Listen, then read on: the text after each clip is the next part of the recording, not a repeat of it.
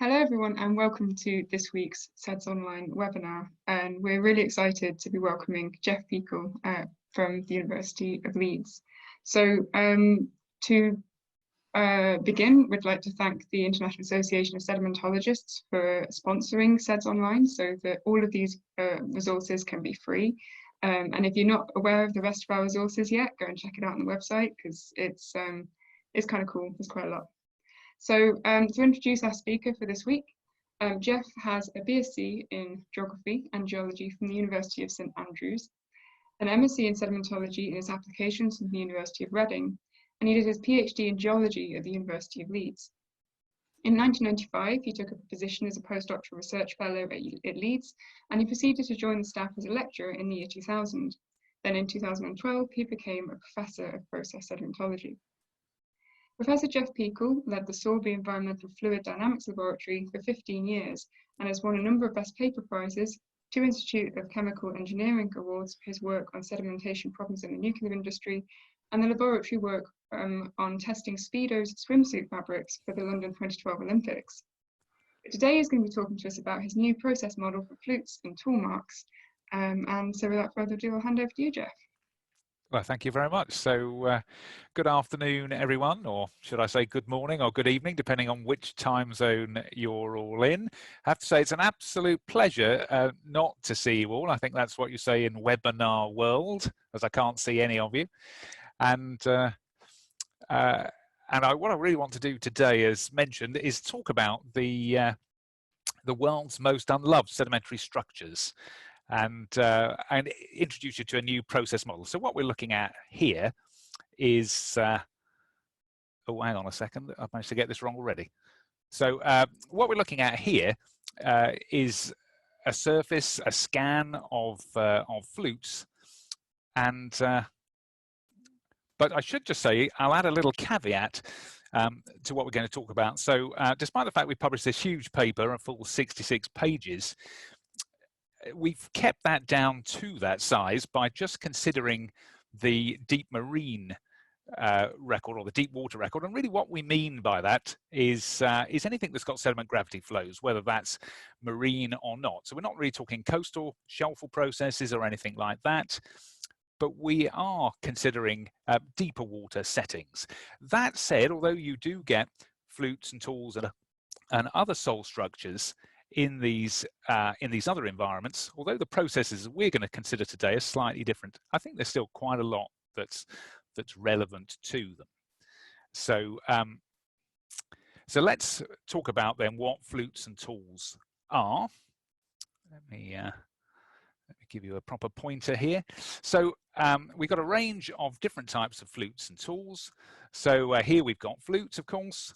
Then we get what we call continuous tool marks in here. So these are grooves, and of course over here you've got beautiful chevrons. So we call them continuous because they're normally on at least the size of the surface that we, the outcrop that we're looking at. And then you get discontinuous tool marks. So these are generally much smaller than the surface that you're on. So these are the things we're going to consider. But anyway, let me take you back in time, if I may, back to 1953. And what a year 1953 was. An enormous number of things happened, of which I've only put a few of them on here. But so what we've got here, there was the first summit of Everest in 53. They discovered the structure of DNA in here. Colour television arrived. Joseph Stalin died. England, well, I should say Great Britain, got a new queen. In fact, the same queen we still have. And of course, most importantly, from the perspective of my wife, then Piers Brosnan was born. Now, I should say, I think you can probably imagine that I think my wife's led something of a disappointing life, given her general regard for Piers. But of course, most importantly, in 1953, Coonan, in his classic paper, first linked flutes and tool marks to turbidity currents. And we all know that because I think most of us, if we're doing sort of Turbidite 101, know the Bouma sequence. That's what we all start with. So here's a classic Bouma sequence from Collinson and et al.'s sedimentary structures text, and you see that at the bottom of the Bouma A zone in here, you've got your soul marks, including grooves and chevrons. So they're intimately related to turbidites, and they have been since 53. Now, if we look at the cousins of soul structures, then we see some really interesting work in here. And aggradational bedforms generally tell us a huge amount about the flow dynamics. And we can use all that information, of course, as sedimentologists to help interpret environments, to help us predict what rocks may be down dip or up dip, and so on. So this is hugely important in this regard. Now, you can contrast that to soul structures, which tell us, well, virtually nothing. I mean, they basically tell us which way is down, and a lot of the time, they're not even that good at telling us which way is down. In particular, a lot of soul structures only give us bidirectional indicators. And so, but they have no other uses. They don't tell us anything about the flow dynamics whatsoever. Now, let's talk about love. And love, I have to say, I've never issued that phrase before in any kind of talk, but let's talk about love. I know from the Twitter sphere that when I put this talk title up, a lot of you were pretty adamant that you did love flutes and tools and other soul marks. And I got a lot of positive feedback in that regard. However, if we at least look at the subset of us that are academics, then I think love has various levels. Maybe we may admire soul structures, but certainly we've not devoted our lives to studying them. When you compare the incredible work that's being done still with discovering huge range of new and startling facts about aggradational bedforms, and of course certain things like cyclic steps have appeared as new things over the last few years, and there must be several hundred papers on cyclic steps alone. However, there has been virtually nothing in terms of flutes and tools or other soul structures since Elton John, shown here in the film Rocket Man, played his legendary concert at Dodge Stadium in 1975. So for the last 45 years, which I can't see most of you, but I suspect that that's longer than most of you have been alive, there has been pretty much no work at all. Now, of course, this could be one of those classic correlation versus causation issues. So I'm not saying that this is entirely due to Elton John, and that if he hadn't played this concert, there'd have been tons of work on soul structures, but obviously we'll leave that with you as a possibility. So we really have, my thesis is that we've really ignored this set of structures, we've neglected them. And the bizarre thing for me as a man who spent a lot of time looking at turbidites is that a lot of turbidites give us very few other structures. There's not a lot to go on in these, a lot of massive sands and things. And the main structures you see in a lot of successions are soul structures. And so that's interesting to me. So about 15 years ago, I gave a class on this and started teaching a class. And when you look at the literature, there's a whole series of enigmas around soul structures. So there's some basic observations that were made in the in the 60s and the early 70s.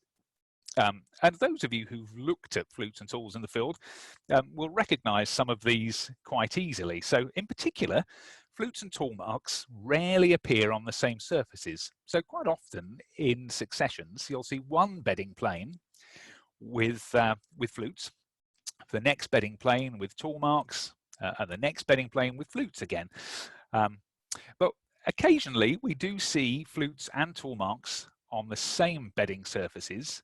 And in that case, the flutes, they can either be earlier or later than the tool marks, but one or other cuts. The other observation here is that flutes are typically associated with more proximal and thicker sands, tool marks with distal thinner sands. And although I showed you the classic Bouma sequence that shows flutes and tools underneath Bouma A, we also know that you see flutes and tool marks under Bouma B and Bouma C beds as well. And then finally, in my list of conundrums here, You see larger, wider flutes underneath Bouma A's, and they get smaller and thinner under Bouma B and Bouma C beds. So these are the basic observations, and my problem when teaching this class is the fact that there's no explanations for these basic observations. There isn't a model that explains why this should be the case. And so that has been, I've been kind of mulling this over for about a decade and a half. So there's been a little bit of thinking over some time that's gone into this. So I'll do my best to explain these.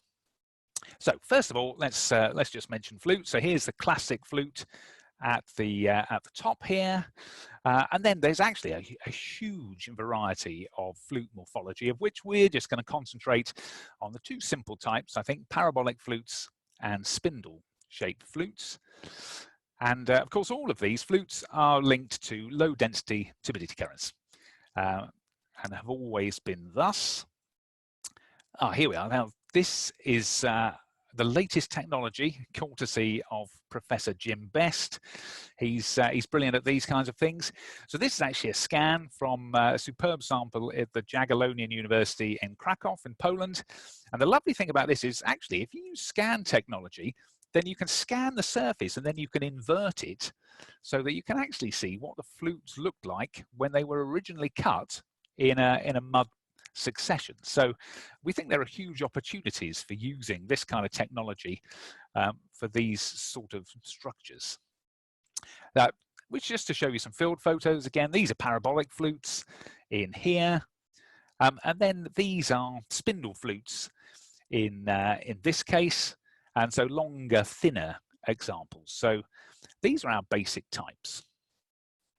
So, and then back in, as I said, in the early 70s, 1971, then there was some work looking at flutes in great detail, actually. So you measure the shape of them down the system, and then you can use something called Q-mode analysis here to give us the type of shape. But in reality, you can ignore the factors on the axes and just look at the shapes. So essentially, you can go from down here. These are these sort of parabolic flutes at bottom left. Then as you go up to top right, then you're into these spindle flutes.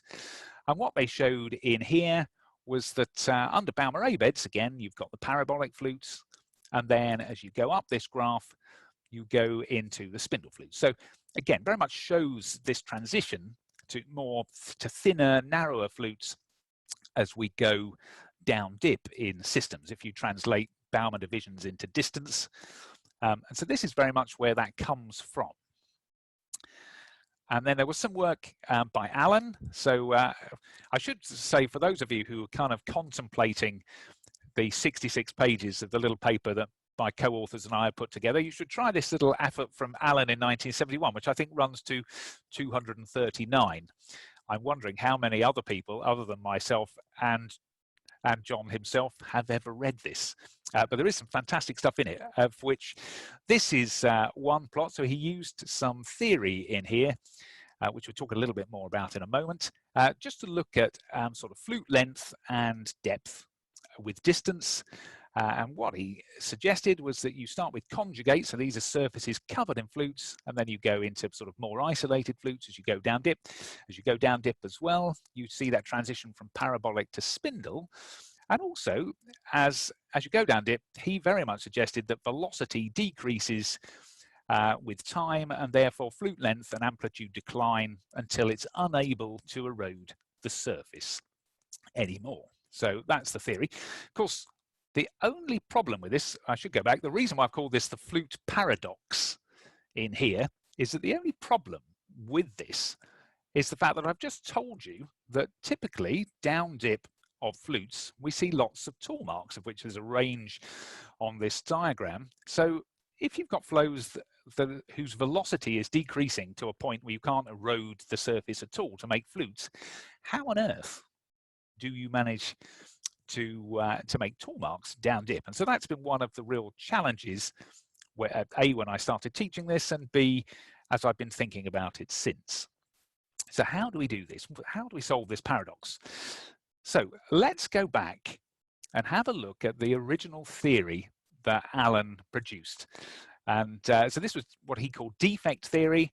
And essentially you started with a defect, and he ran flows over plaster of Paris beds. So plaster of Paris dissolves, and he looked at therefore how flutes grew over time. And what he showed was that there was kind of a critical size for a given flow type, and if it was below a certain size, then, or above a certain size, I should say, then they remained stable, and they just made spindle flutes, long thin ones, or otherwise they became unstable and they grew into the sort of parabolic flutes, the classic flutes that I showed you in the diagram.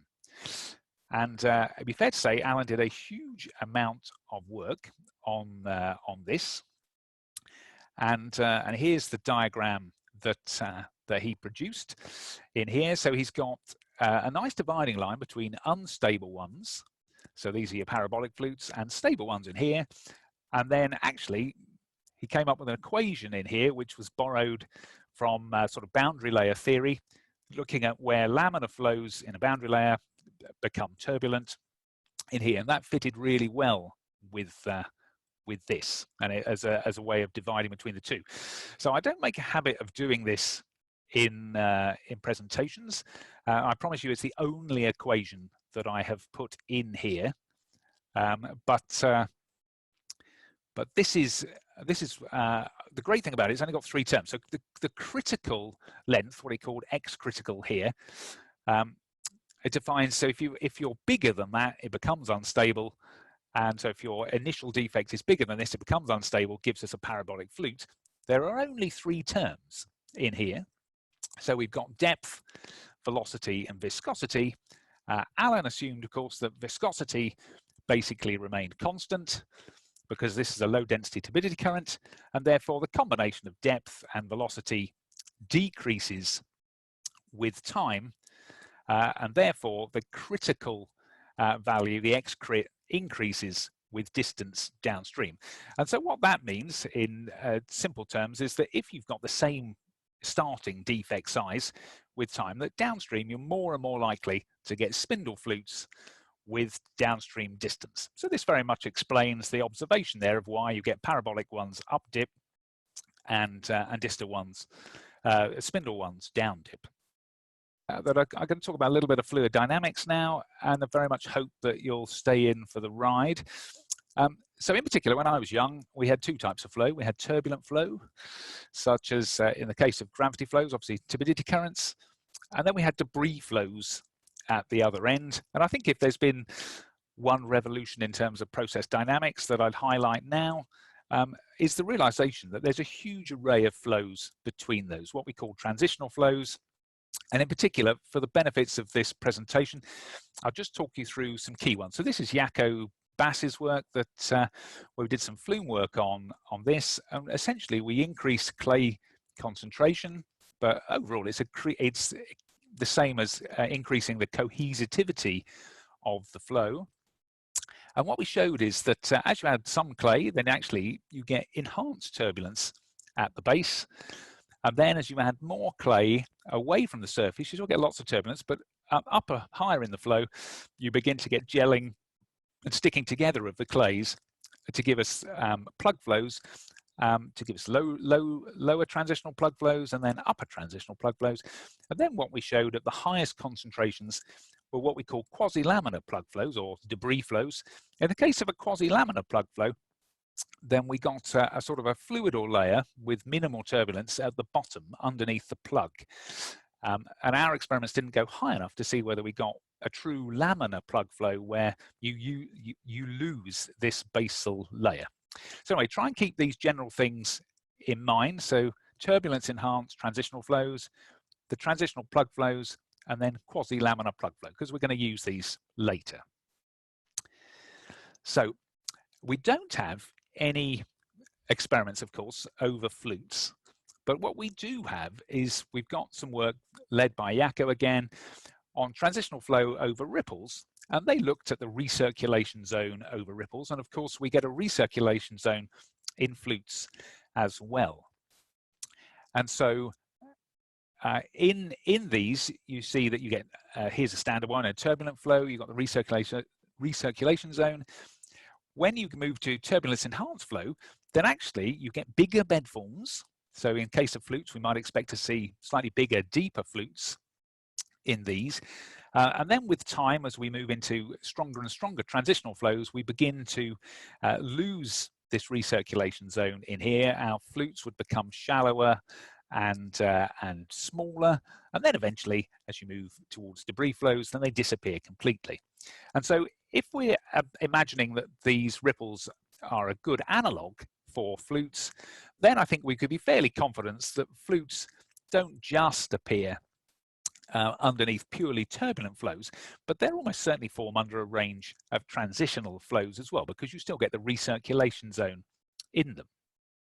So with that in mind, let us go back and have a look at that equation. So of course, Alan was assuming that the viscosity didn't change. So if we had transitional flows in here and we had increasing cohesivity down dip, which is the kind of thing that's predicted in a lot of our hybrid event bed models, then of course we know that in transitional flows you can increase the viscosity by an order of magnitude or more. So in this case, we could move from parabolic flutes to spindle flutes without having to get velocities down to nothing. And so we can leave at this stage, we can postulate that this potentially is an answer to the flute paradox. But of course, that depends on whether our tool marks are produced by flows that have significant cohesion or not. So let's have a look at those next. So we haven't got time, sadly, to say a great deal about discontinuous tool marks, but we'll just have a quick look. But I suppose the first thing I should say about tool marks before I go any further anyway, is that the tool that is generally in there are mud class. So when we look in deep water systems, the largest class are typically mud class. They're everywhere, and they're formed from, of course, erosion of cohesive mud beds. Of course, you can have other things. So here we are. Here you can see you've got some sort of fish vertebrae that's been bouncing along the bottom in here to give us these lovely skip marks. And you've got a range of other structures in here, prod marks and skim marks in here. So let's just have a quick look at a couple of these and think about how they may have formed. So here's skim marks or bounce marks in here. And so what you get is a symmetrical form when you're looking in plan form. Sometimes it has striations like this. And it's linked to sort of this arc, this low arc that comes down through here. Now, this is a particularly bizarre way for particles to move. So particles typically roll, slide, or saltate. They don't tend to do this. So really, when you've got something that's just arcing down towards the surface, it suggests that, and then back up again, it suggests that most of the weight of the particle is being supported by the flow, that you've got a buoyant force. And thus, you've actually got really quite a lot of clay in that system. And so this, we link this to something towards the top end of those transitional flows in here. If we look at just a second example here, if we look at prod marks, then prod marks actually form due to saltation, and they can form in a wide range of flows, from turbulent flows right through to transitional flows in here. What's interesting, and I managed to teach this for about 10 years before realizing what Alan's diagram actually meant. So in the up dip parts of some of these, you see striations. And the interesting thing about that is that means that when the particle hit the bed, it wasn't rotating. And yet, if you've ever looked at videos of particles saltating, then they spin a lot. And so, again, to stop a particle from rotating at all, it suggests we've got really high viscosities and maybe very little shear. So a thickened layer at the base of the flow. And again, we link that to quite strong transitional flows. So at least some of our discontinuous tool marks are likely linked to transitional flows, and some of them at the stronger end of that range. Okay, so that's all I've got time to say about transitional flows.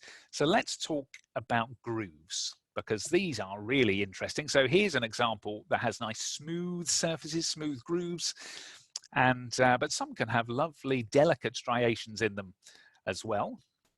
And then my personal favourite amongst soil structures, I was disappointed these didn't come up as a nice separate category in Yakko's at Making Ripples voting on Twitter. But yeah, these are lovely in here with these sort of V shapes in here. And the great thing is when you see them in the field, as a field geologist, tells you the exact flow direction. And that's because we compare them with, say, ships. So here's a ship here, and you see the wakes coming off them. And so you get these wakes, and then we assume the substrate is weak enough that it deforms and can do this. So substrate is a really interesting aspect. I haven't got time to talk about it. There's a lovely section led by Mike Clare in our paper, which I think actually has some really, really interesting things in its own right. So do take a peek at the paper with that in mind. But for now, at least, with chevrons, you can get various types. So you can either slice through the bed, or most interesting of all are these uninterrupted chevrons in here. So this is where a particle is above the bed and maintains a certain height. So let's have a look at that. So we want some key criteria for you to bear in mind. So grooves, they're pretty much constant width and depth across the outcrop. And thus, it's quite clear the tool doesn't move, and it doesn't go up, it doesn't go sideways, it doesn't rotate. In the case of chevrons, this is a really tough one to crack because, particularly for uninterrupted chevrons, the tool needs to be at a fixed height above the bed. So on my little diagram here, you see this woman here doing amazing things. I tried this at home, it didn't work. But you just need, it's all very clever, but she needs to maintain this height and travel sideways at the same height above the bed. So how do we do that? That's the challenge. And so what I want to do now is have a look at possible mechanisms for the formation of grooves. So as we said, Koonin linked them to turbidity currents. So let's have a look at those models first. So if we look at low density turbidity currents, then particles in turbulent flows like this, they typically show very limited sliding. And when we say limited, typically less than 1 grain diameter. If you look at things like bedload rivers, they show very high amounts of lateral dispersion. So if you put grains in, they disperse laterally very quickly. You can get flows that go a bit more parallel if they're larger than the grains that make up the bed. We call this overpassing. But nonetheless, when grains overpass, they tend to roll. They're not being dragged through the surface and eroding something. And of course, if grains are smaller or velocities higher, then particles sortate in here, and these will give us prod marks, which we've just been talking about. So low density turbidity current seems like a highly unlikely way of forming grooves. I should say all of these mechanisms have been, or these early ones have all been linked in the literature that goes way back to the 50s to how you might form these. So one that's much discussed in the literature is high density turbidity currents where you have a traction carpet. The only problem with a traction carpet is that a lot of the time the grains that are forming grooves, the tools that are making grooves, are actually much larger than the thickness of a traction carpet. Traction carpet is millimeters to maybe a few centimeters in size, and so some of those you get grooves that are tens of centimeters in size. The other thing is the recent work on traction carpet shows that where you have larger particles, there's a geometric mechanism that forces them upwards from the bed. And also, if you've got bigger class that are coming in, they just tend to run or glide across the surface. And also, there's fabulous work, George Posmer's classic work that shows that grains also rotate whilst they're in these. So again, there's nothing in here that would allow particles to remain in a fixed position and be dragged through things. And of course, in terms of chevrons, you've got to have some way of those bow waves, like the bow waves of the ship, being able to get through this layer and onto the bed so it can be deformed. Of course, if you've got a really high concentration layer like a traction carpet, that's not possible. Now, of course, we know less about high density turbidity currents when they're kind of bypassing, because obviously you're in depositional mode by the time you're forming traction carpets. But nonetheless, if we imagine a high concentration layer at the base of a turbidity current that's not strongly depositional, then nonetheless, if you've got a hindered settling zone at the bottom, then typically we expect larger clasts that might be forming the grooves to fall through that relative to the small grains. Or if you get dispersive pressure, then the large grains begin to move upwards. So in neither case would we expect the grains to remain in a fixed place. And of course, again, there's no easy way of imagining a situation here where you can add strength to a grain to stop it from rotating, or to keep it from moving up or down. So in all of these cases, there are significant weaknesses, or a huge range of weaknesses, when you're looking at turbidity currents. By contrast, if we look at debris flows, then we see they've got a range of strength. For starters, they come full of clasts. They come preloaded with the tools, so that's helpful. But also in the case of here, a laminar plug flow where you don't have this fluidal layer at the base, then of course you've got a velocity contrast between the plug flow and the bed, and you can have grains that are sticking out of this, and they can literally be dragged through this. So you've got lots of cohesive strength to maintain a clast in an absolutely fixed position at the base of the bed. And of course, but certainly things like a laminar plug flow, because there's no gap between the plug flow and the bed, it's very hard to see how on earth you could generate chevrons, and certainly very hard to imagine how you generate uninterrupted chevrons where you need your clast to be above the bed and generating bow waves. However, if we have a sort of a quasi-laminar plug flow where you've got this fluidal layer at the base, then you can do this. So here we're showing it with the example where the grains are sticking out of the base of the plug flow, being dragged and forming grooves. But if you had particles that were partway out of this, then they could generate uninterrupted chevrons as well through this fluid basal layer. So we very much think that grooves rather than turbidity currents, debris flows rather than turbidity currents is the mechanism for the formation of grooves. And there is some real world data to support this, as well as the very extensive, if you look at the paper, arguments that go into looking at the different mechanisms. For starters, there's this paper in 1984 where actually this is a debris flow, the back end of a debris flow that was moving past, and you see it's produced lovely grooves that actually match quite well with the size of the clasts off the back of it. And similarly, in the lab, you've had this sort of a detached accelerating head that's come away, and it's left a series of parallel grooves behind it. So we know that debris flows can do this. And of course, this probably comes as no surprise to those of you who work on mass transport deposits, because 3D seismic has showed some stunning examples of the base of slides and slumps where you see these mega blocks in the flow and how they've grooved the surface. And again, that's because the mega blocks are held by the cohesive strength in fixed positions and are dragged through the flow.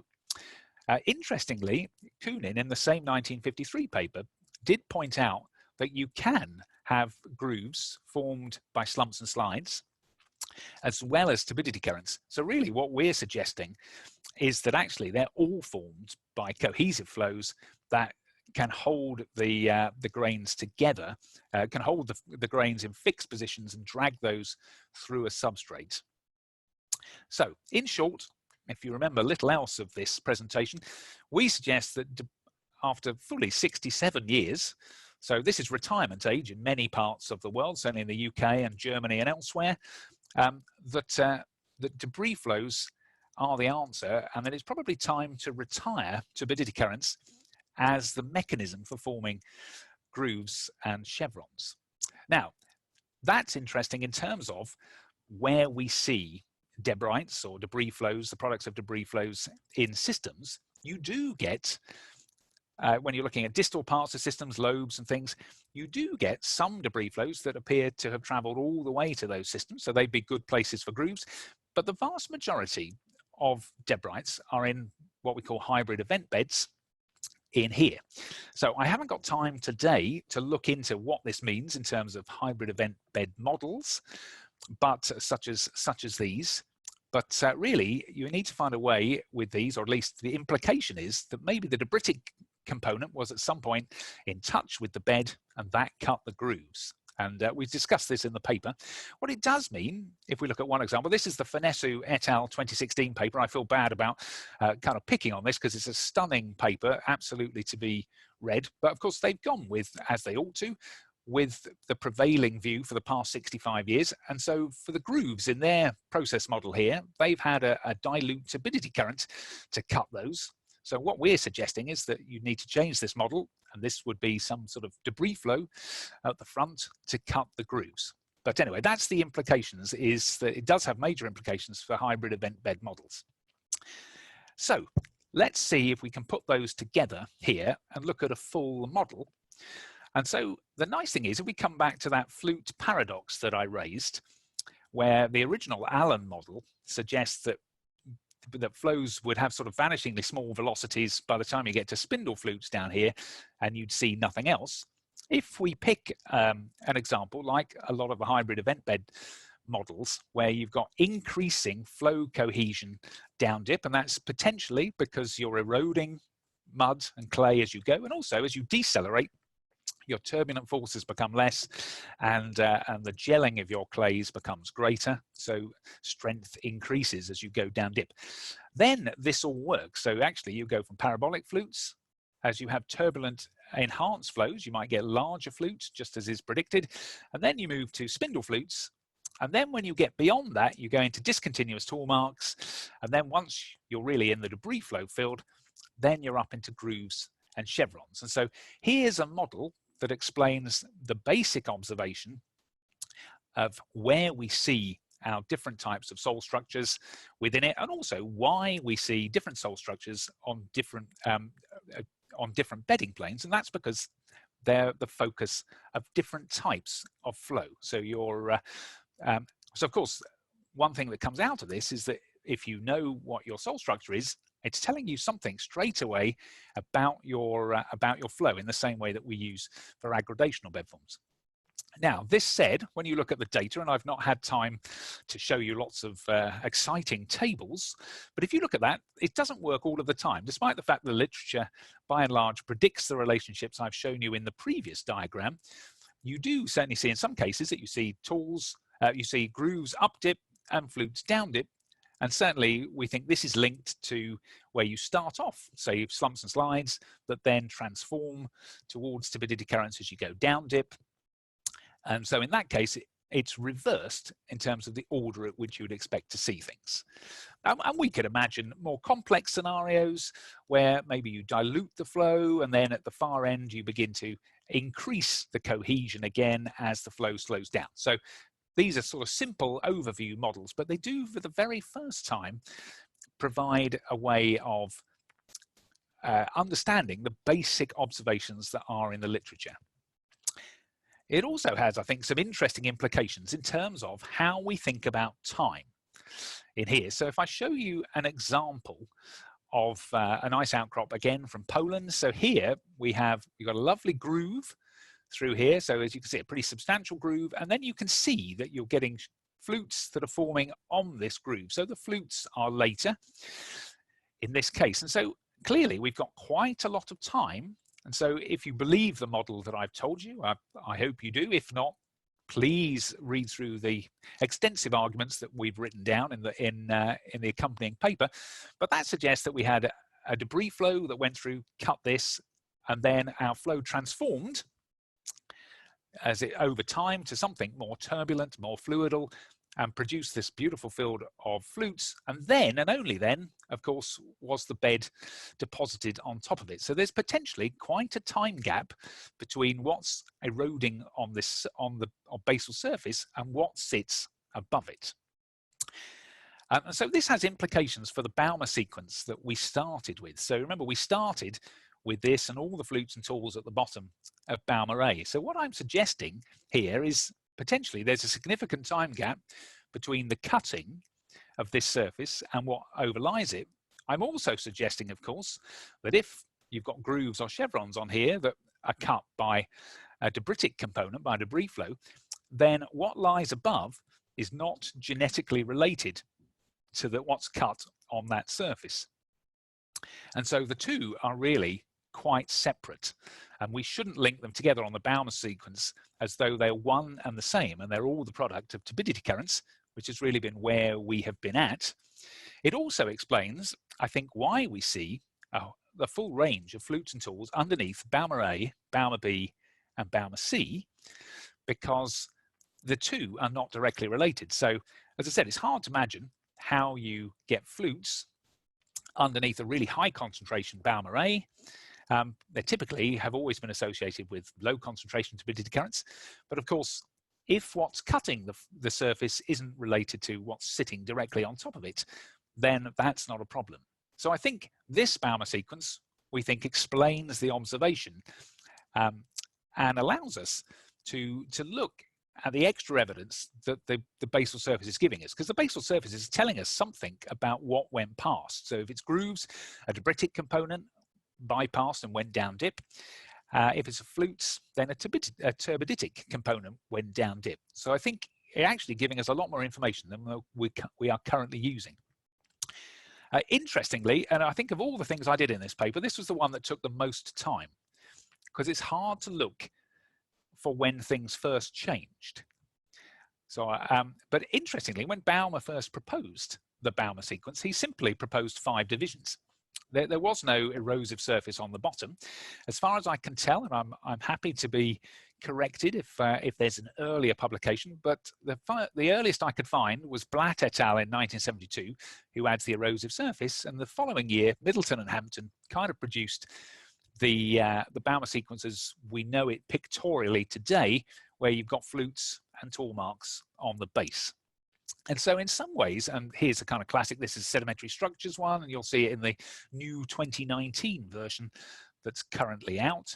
And so what we're really suggesting is kind of stripping this back, going back to Bauma's original 62, and then adding in that surface in a different way, and one that reflects the processes that are involved. So let's conclude then. If you've nodded off, that's absolutely fine. This is the joy of Zoom, that you can nod off to all you like. But I think the key thing here is that I think flutes and tool marks are useful, and they're useful for far more than paleocurrents, which is all we've used them for up until now. So all of a sudden, they can tell us things about the flow. They can tell us things about flow transformation along that flow if we've got one type cutting another, and so on. So there's a lot of information to be gained. We hope this is a starting point to understanding this. Grooves, we suggest here that they're formed by debris flows. Maybe there are some processes that are not in the literature that allows them to be formed in some other ways, but I think objectively, at least from my perspective, you need something with a lot of cohesive strength to actually maintain a clast as you drag it through some fairly consolidated mud without it moving at all, without it rotating or moving up and down. So they're formed by debris flows, of course, as Coonan said, and as I showed you in that in the 3D seismic. They can be formed by slides and slumps as well, but all of these have the same process. They're cohesive flows with clasts at the base. We produced what I'm pleased to say is by far and away the best model of flutes and tool marks ever produced that does explain these long-standing conundrums. I say it's by far and away the best model because it's the only model. So up until now, there has been no explanation for these conundrums. So we have at least provided you with one, and you can look at and see whether you can do better. Certainly all the work we see indicates that what we really need is a new Bouma sequence diagram, because I think there's more bypass than we admit within the existing Bouma sequence diagram, and that the surfaces, what cuts the surface and what sits on top, are not genetically related. I should say here that I borrowed this appalling pun from Chris Stevenson. I can't take credit for it myself, but we have barely scratched the surface of this. I think there's a huge amount of work to be done. In particular, I know one issue we had with our very hardworking reviewers is that what they really wanted was us to couple the beautiful data from soil marks that was recorded in the 60s and early 70s to a modern understanding of sub-environments and deep marine systems. Of course, the problem is in the old papers in the 60s and early 70s, they didn't have the understanding of sub-environments we have now. And in the newer papers, they have only used the flutes and tools flutes and tool marks for basic paleocurrents. So the two are not there in papers. So finally, just to wrap up then, in terms of acknowledgements here, there's a huge number of people I could thank, and we have done so in the paper. So here I've just put my co-authors on, and also the person who managed to keep me alive after I managed to get injured whilst taking perhaps too close an interest in song marks. So with that, I'll say thank you very much and wrap up. Thank you very much, Jeff. That was an absolutely fantastic talk. And honestly, I think at any stage in sedimentology, whatever stage you are at in sedimentology, for our viewers, you can understand the full impact of that. You know, we have undergraduates here who I'm sure will be able to see the impact of that too. So that's fantastic. So I'm just seeing that people are putting their questions into the chat. If you're watching the recording of this video, there will be a thread in the forums for you to put your questions into, and Jeff has kindly agreed to take the questions in the forums as well. And of course, to everybody here, if you think of a question afterwards as well, please be sure to use the forum thread so that we can all learn from each other's questions. So I'm just going to start with some of these questions then that you've been putting in. So Edward has asked, in what other sedimentary environments can flute and tool marks be generated, Jeff? Oh, so you get a huge range of them in shallow marine systems, but you can also get them in fluvial systems and in floodplains and so on. So there is quite a range of places that you can get them. Exactly how they form in those environments, I don't truly know. It's the same problem as we have here, that people have not looked. They just use them for paleocurrents. I think there's some really interesting work to be done to go back and look at those, and to look at the local processes and to see how they might have formed. But I think in terms of broadly, we've looked at sediment gravity flows, but I think in terms of considering transitional flows and how much strength you've got in a flow, I think a lot of what I've said today is probably relevant to those environments, but it does need someone to go and do that work. I'd be fair to say that's probably not going to be us in the short term. We think there's lots more stories to be found in deep water environments, and that's what we're working on at the moment. But it'd be lovely for someone to take on that challenge. Great. We have a question from John Howell. He says, "Hi Jeff, nice talk as always. I would expect to see more examples of grooves overlain by deborites than we generally see. Also, we see delta front deposits with awesome grooves, but not deborites anywhere in the system." Yeah, okay, that's interesting. So, well, the interesting thing is when you start looking, then you begin to find more examples. So certainly, hopefully Jaco Bass will come and give a presentation in this forum in a few months' time. Certainly the work we've been looking at in Aberystwyth, almost all of the grooves are associated with hybrid event beds in that system. Yeah, in terms of your delta front ones, I don't know whether the delta front ones are linked to slumps and slides in that case, if you've got steep slopes and very active environments, because certainly Coonan was right in that original paper of his in terms of slumps and slides definitively can do this. In particular, one thing we've observed in the field is that you can have slumps and slides that if they travel over, say, a gravelly substrate, they can pick up that gravel, they sort of get armored, and then they can form lovely grooves as a result. So that's a suggestion, but obviously I don't know the particular system you're talking about, John, or there are other processes that we can't see. Our paper is really an extensive literature review of processes, so maybe, and it wouldn't be a big surprise in terms of what we're learning, we're just missing something. But if we're missing something in turbidites, it's hard to see how you get enough cohesion into a turbidity current without changing it into a debris flow. But anyway, maybe there's just some fluid dynamics that we're missing. To be continued. So we've got a question from Daniel Heron saying, "Thanks, Jeff. Regarding the significant time gap, have we ever got a hope of quantifying how much time is missing?" Well, I think there may be ways and means. I mean, we certainly know, of course, from recent work that you could potentially have hours or days with a flow. Certainly, again, if you look back at Coonan and Middleton and things, they suggest that the flutes and tools are cut by the head, and then they're immediately filled. In fact, there's a lovely statement from Coonan where he says it could hardly be anything else. What I've shown you, particularly where you've got one type cut and then a later type, is that clearly not everything is cut under the head of a flow.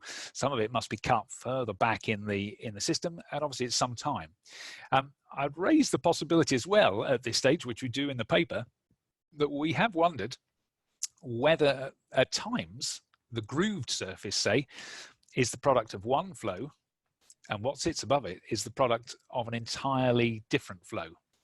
And again, we're looking at that. So maybe in that case, there could be a lot of time, but that really is pretty speculative at the moment.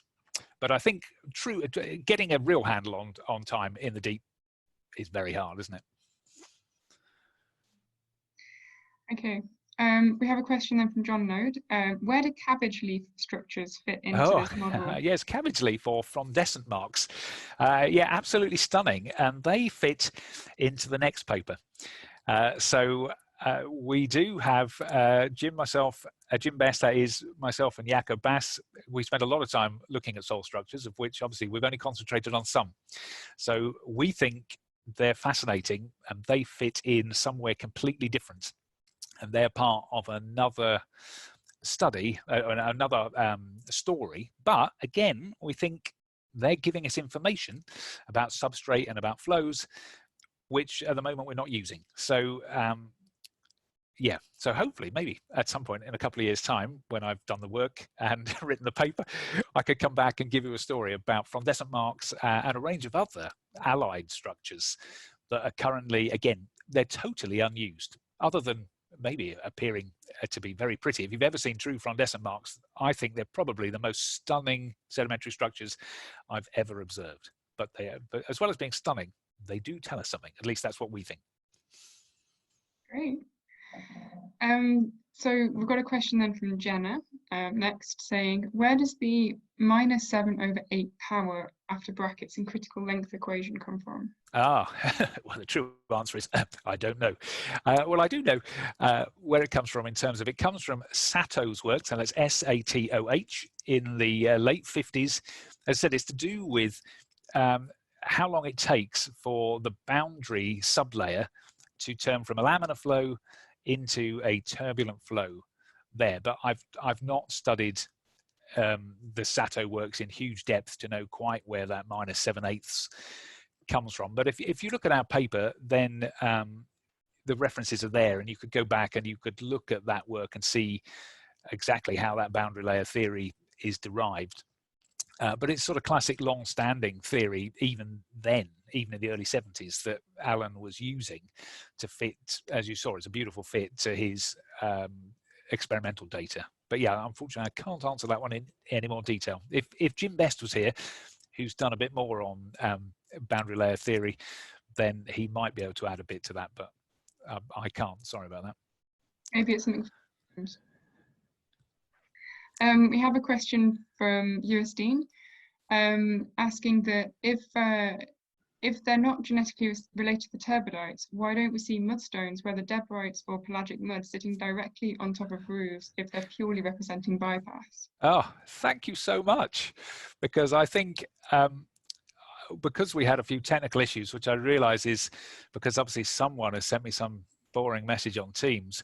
I know now that I should have turned this off, but as a consequence I had to skip a few things to try and stay to time.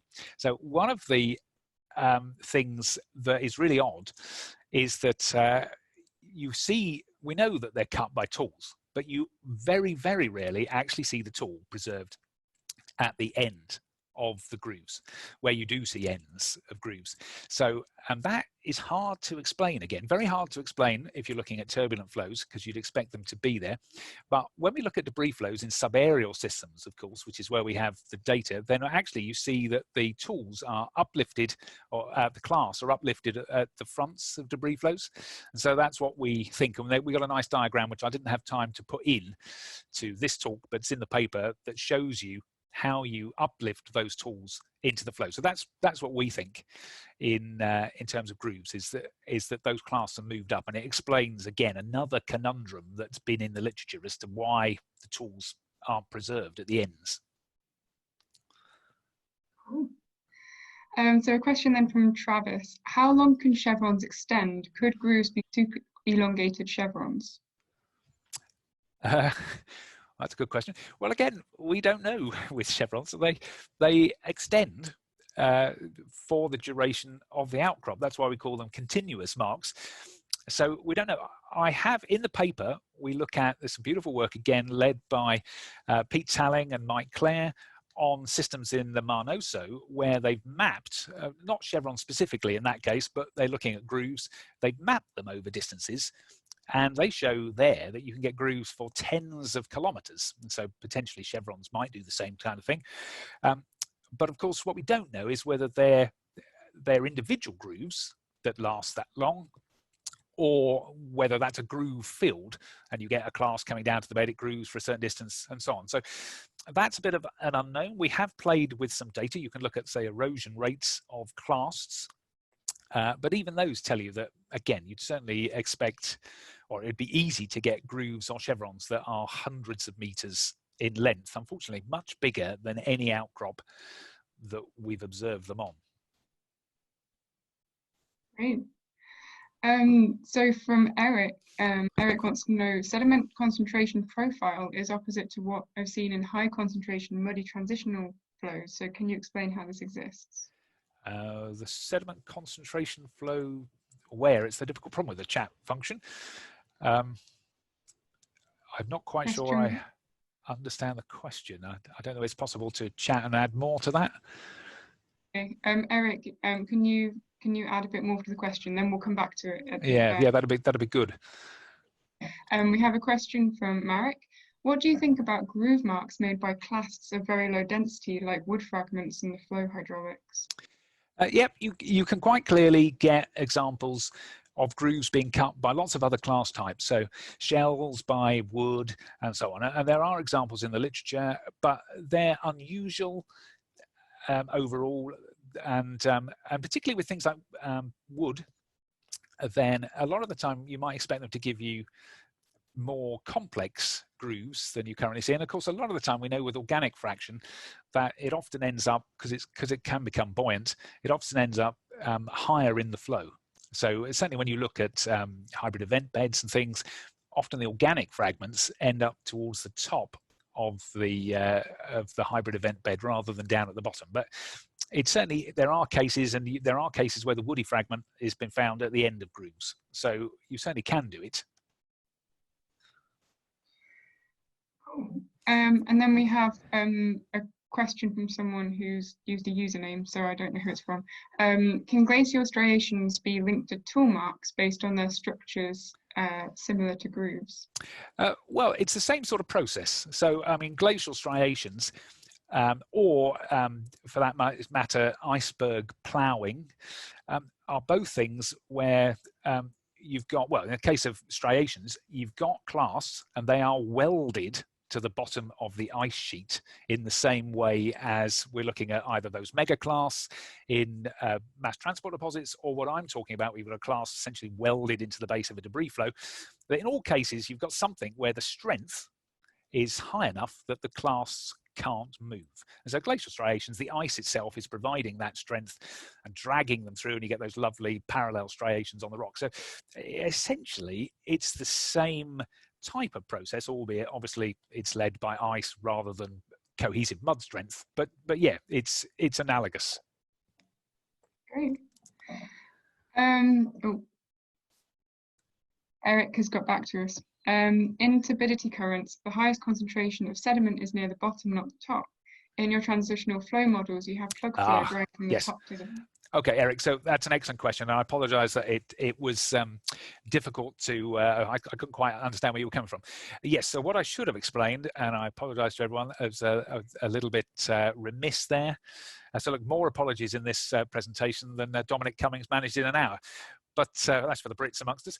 But Yes, so all those transitional flow models come from open channel flows, because it's very hard to produce long-lasting, steady gravity currents, sediment gravity flows that we can measure in detail in the laboratory, and thus all of the transitional flow work that I presented there comes from open channel flows, and then we're applying it, as has been widely done, to sediment gravity flows. Of course, there are some questions about velocity profiles, concentration profiles, and so on as to how you do that. There has been work very recently led by the Utrecht group, Hamidas et al. I think, hopefully I'm right, that it's 2018 or 2019, where they've tried to do this using sediment gravity flows. It's a nice piece of work. The biggest problem is, of course, that the experiments only last for about a minute. And of course, it's very difficult to get enough resolution at the base to actually study the degree of turbulence and things in the way that we did in those open channel flows. And that's because when you're measuring turbulence, you have to measure it to get all the scales and things. You have to measure it over a certain amount of time. So I think, though, if you look at the Bass work and you look at the Hamidas work, you can kind of see how far experimentalists have managed to push this at the moment. So there is clearly more to learn, though there's quite a lot of challenges in quite how we might do that. Fantastic. I think there's two more questions that I can see from Ajit. What are the chances of finding such structures in quaternary deposits of large alluvial fans and plains, and in what ways could it be interpreted? Now you're moving into a sort of area that I've not studied. And in fact, I know when I've been reading, because obviously I've read a lot about flutes and tools, or flutes and tool marks, I haven't seen much in the way of flutes and tool marks reported from alluvial fans and things, which is not to say they're not there, but certainly if you've got, you certainly have plenty of debris flows in those situations. Maybe the difficult thing in active systems like that is whether you've got enough mud for long enough to form mud beds, because in these systems, in deep marine systems, or deep water systems I should say, then you've got time gaps where you build up mud, or the mud settles out from the previous turbidity current, and then of course these are being cut into muds. So certainly my limited knowledge of alluvial fans, and please correct me if I'm hopelessly wrong here, is that a lot of the time there's not a lot of mud sitting in those systems. The mud is bypassed, the coarse grains are left behind, and maybe there's not enough mud to form good soil structures. But I should be clear to the audience here that I'm speculating slightly wildly. Right, so we have a question then from from Hossein, asking that with meter scale scour and fill structures, groove marks and trace fossils can be seen at the base. Do you see scattered cobbles as well? Oh, okay. Well, Hussein, please get in touch, because I'd be very interested in looking at scours that have groove structures on the base of them. That sounds fascinating, because most of the time, certainly what we've seen, is that I think you've got two different settings. So you have scour zones. There's zones where you've got lots of scours, but very little in the way of tool marks, because I think you're ripping up the bed there, you're probably making the tools, and then further up or down dip, if in the case of ones where you're eroding clasts and adding them, then down dip of those, that's when you turn it, you've got a debris flow and you're actually cutting. Because normally we're seeing flutes and tool marks on planar surfaces. They're not heavily eroded with lots of scours, but at the same time, I'd love to see some examples where you have this. So yes, please drop me an email or something, or add something into the forum after this, and it'd be lovely to talk to you, because that sounds fascinating. Great. We have a follow-up question from Marek, which we'll have, and I think is our last question. And they say that they do observe wood fragments, trunks even, as groove-producing tools in the Carpathians in Poland. But do you have any suggestion concerning the flow turbidity current features dragging over the muddy bottoms, such as of such low-density fragments? Well, certainly with things like wood, it can, wood sinks to the bottom. So, you see lots of trees and things washed into lakes, and then eventually they get so sodden that they do fall to the bottom, and thus they're not actually at that stage in terms of, say, whole logs or something. They're not that buoyant, and they can, if you're in that setup, they can then, I think, they could act as tools to drag them along. So I see no issues with that. I think it depends how your wood arrives in the system. If it comes direct from something like a hyperpycnal flow, then it's probably buoyant. But yeah, you certainly can get some wood in there. But I think it's hard to imagine. A lot of the time, I showed you one or two pictures. There's only room for a certain number of pictures where a lot of the time you get grooves that cover the entire surface. So sometimes you get isolated grooves, but you can get whole surfaces cut in grooves. And I find it hard to imagine that you've got enough wood fragments in those to cut the entire surface. Whilst, of course, there's no shortage of mudclasts, particularly if you're looking at debris flows. They're full of tools. There's a huge array of tools. So certainly wood, we know, as you say, in the Carpathians and things that, and elsewhere, that you can cut isolated grooves with wood and shells. And there's a wide variety of things that can be classed.